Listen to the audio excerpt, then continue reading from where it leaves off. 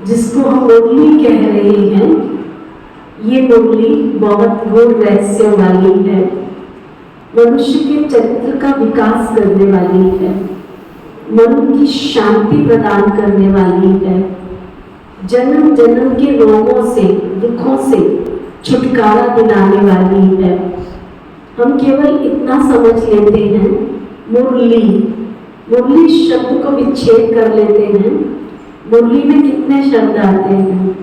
माँ शब्द पहले आता है, माँ से आता है माँ। माँ क्या करती है? बच्चे के जीवन का भविष्य बनाती है, चरित्र का निर्माण करती है।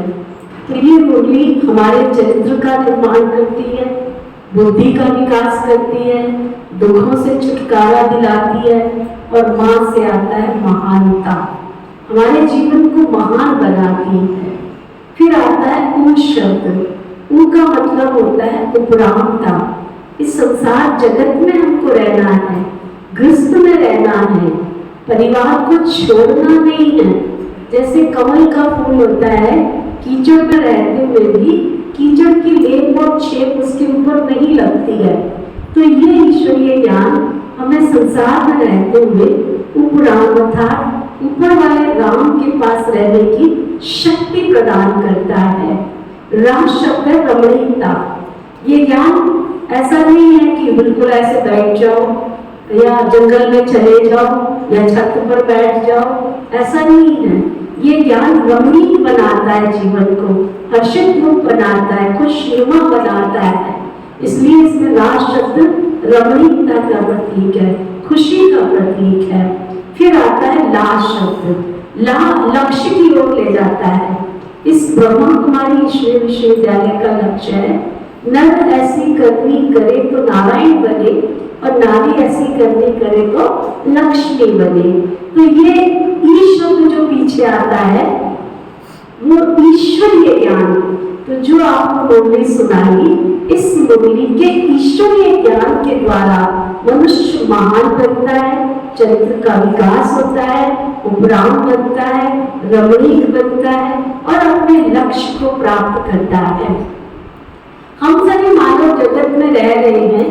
हर एक मनुष्य आत्मा को जीवन जीने के लिए शांति चाहिए, प्यार चाहिए, खुशी चाहिए या नहीं? जो कहते हैं हमको दुख मिले तो भी बहुत अच्छा है, वो आत्मा। जो कहते हैं हमको अशांति मिले तो भी अच्छा है, वो आत्मा। कमाल है, एक भी नहीं है ऐसा। सबको जीवन जीने के लिए क्या चाहिए? शांति चाहिए, खुशी चाहिए, प्यार चाहिए। तो कहाँ से आएगा? कोई तो उद्गम स्थान चाहिए ना। मूल्यवान बनाना है, गुणवान बनाना है, तो उसके लिए तो ईश्वरीय ज्ञान की आवश्यकता है। पिता श्री ब्रह्मा बाबा के द्वारा परमपिता परमात्मा ने बहुत ही सुंदर एक कार्य किया। जिस स्थान पर आप बैठे हो, इस भवन का नाम है प्रभु अनुभूति भवन। और प्रभु तो नीति वैन का है। जो कहते हैं प्रभु केवल नीति वैन का, वो आत्मा। जो कहते हैं प्रभु तो हम सबका है, वो आत्मा है ना। प्रभु तो सबका है ना, सबको प्रभु से प्यार है, हम सब प्रभु की संतान हैं।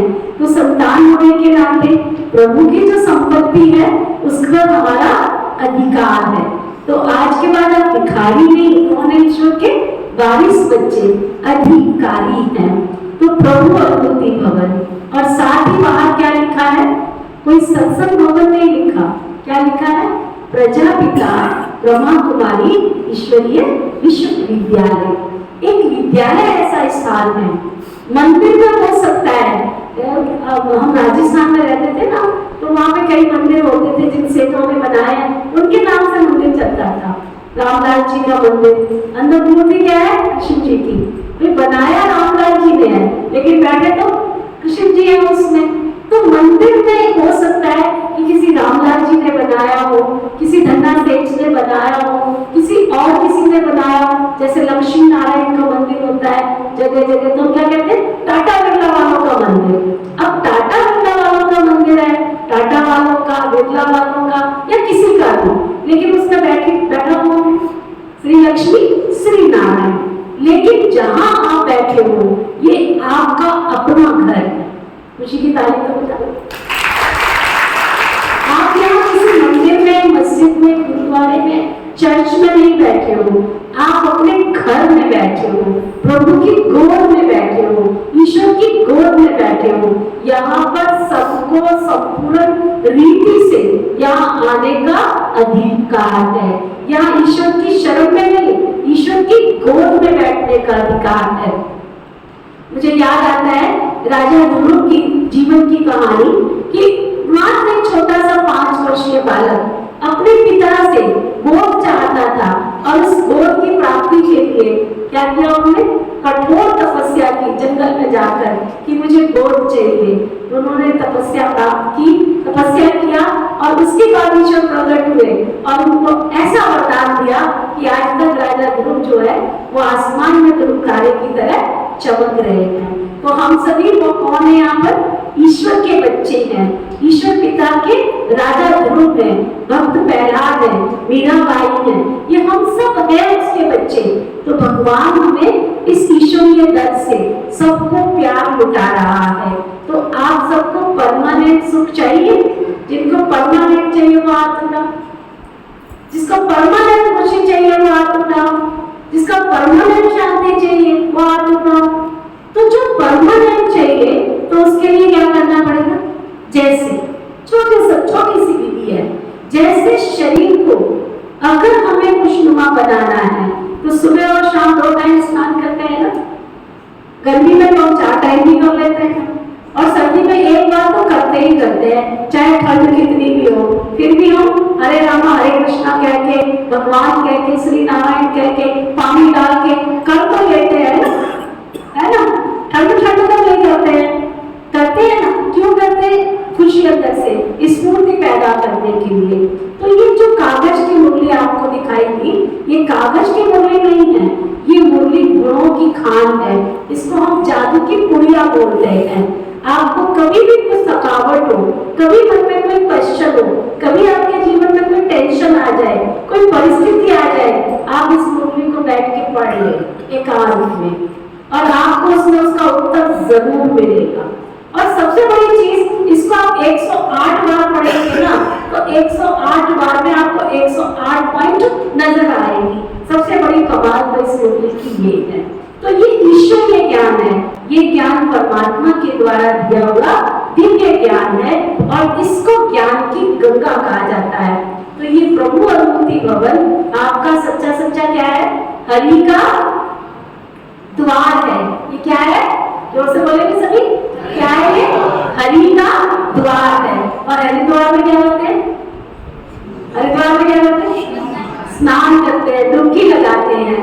तो आत्मा को पावन करने के लिए, जो शरीर को आत्मा चला रही है उसको तरोताजा करने के लिए इस ज्ञान स्नान में जितना आप डुबकी लगाएंगे उतना आपका मन, आपका तन पावन और पवित्र बनता चला जाएगा। इसलिए कई लोगों को ऐसा लगता है कि वहां जाएंगे ना तो ब्रह्मा कुमारियां जादू कर देंगी। ब्रह्मा कुमारियां जादू नहीं करती हैं, वो दिव्य ज्ञान जैसे जैसे मन में उतरता चला जाता है वैसे वैसे मनुष्य की बुराइयां अपने आप खत्म होती चली जाती है। काम और क्रोध और लोभ को छोड़ने की जरूरत नहीं है, वो तो कम से कम भाग जाएंगे, पता ही नहीं चलेगा। जैसे कीचड़ की भरी हुई बाल्टी को नलके के नीचे लगा दो तो क्या होगा? पानी के फुल फ्लो से कीचड़ अपने आप साफ हो जाएगा। तो ये ईश्वरीय ज्ञान अंदर की सभी कमियों को अपने आप साफ कर देता है। तो बहुत सुंदर तरीके से प्यारे शिव पिता परमात्मा का ये दिव्य ज्ञान जितना जितना हम अपने जीवन में उतारते जाएंगे, मुश्किल नहीं है। कईयों को लगता है कि ये तो बहुत मुश्किल है। मुश्किल कुछ भी नहीं है। जब गाड़ी ट्रेन की यार्ड में से जब पटरी पे आती है ना, तो वो अपने आप मंजिल पे पहुंच जाती है।